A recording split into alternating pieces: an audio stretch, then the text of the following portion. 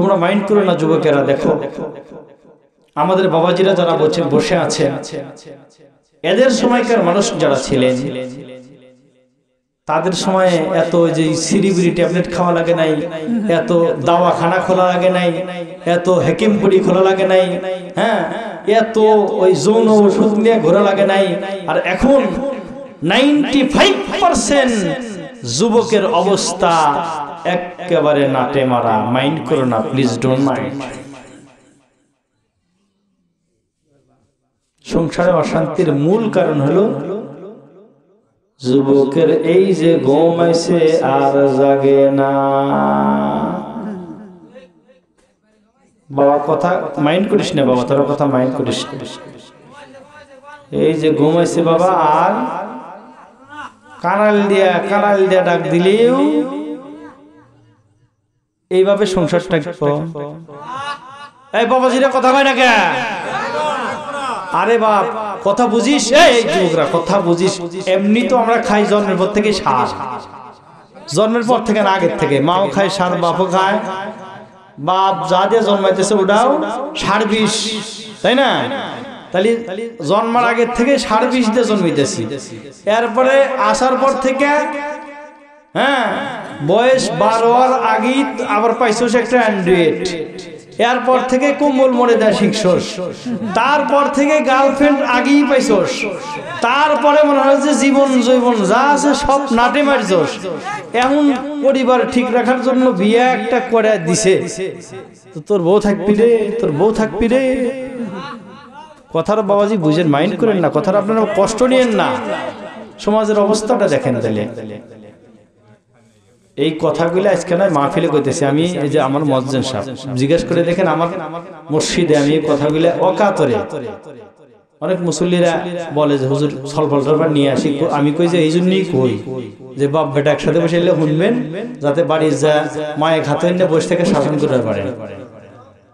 কি অনেক বাপে তো সলফলে কবের পারবেন, এই কথাটা সরমে কবের পারবেন না।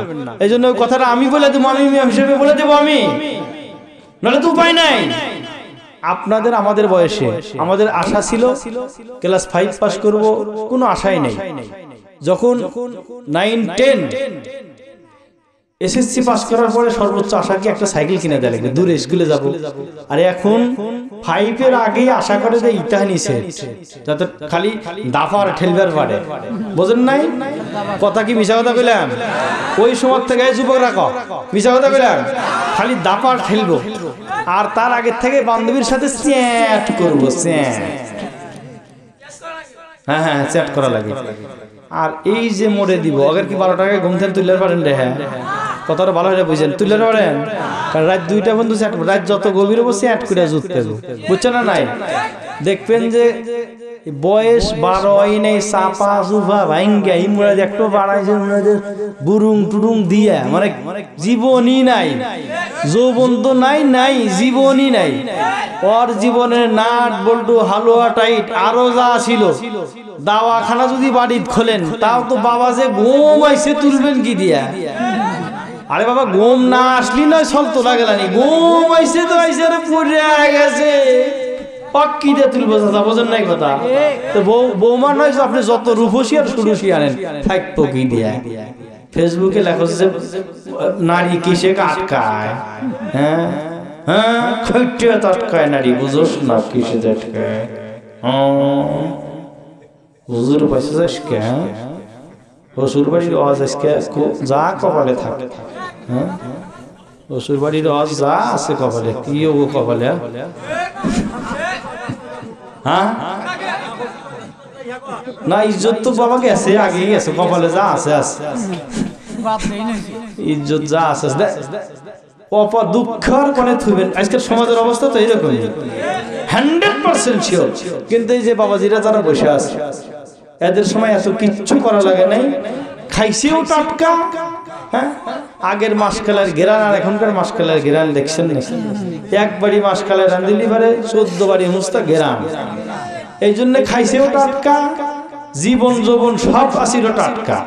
তোরা খাস দুর্বল, তাহলে চেক দিয়ে চলা লাগবো না, চেকও দিব না, জীবনও শেষ। এখন বয়স যখন 25-30 হয়েছে, মা বাবার একটা দায়িত্ব তো আছে। বিয়ে হইবে দেওয়ার আগে থেকেই চিন্তা যে আল্লাহ কি বানি হরি, এতদিন তো এক ধরনের মান আছিল, আবার বানি কি হইবে যায়, আল্লাহ রে আল্লাহ, আল্লাহ রে আল্লাহ। এই জন্য প্রত্যেকটা বাবার থেকে মেয়ের বাবার টেনশন এত বেশি যে কার হাতে দিতেছি, কোথায় দিতেছি, মেয়েটা আমার কয়দিন পরে মনে হয় তুলে নিয়ে আসা লাগে। প্রত্যেকটা বাবার এই টেনশন। এই জন্য যুবক ভাই, তোর পায়ে হাত দিয়ে বলি, যা করছিস কর, যা করছিস কর। যৌবনের যে কত দাম।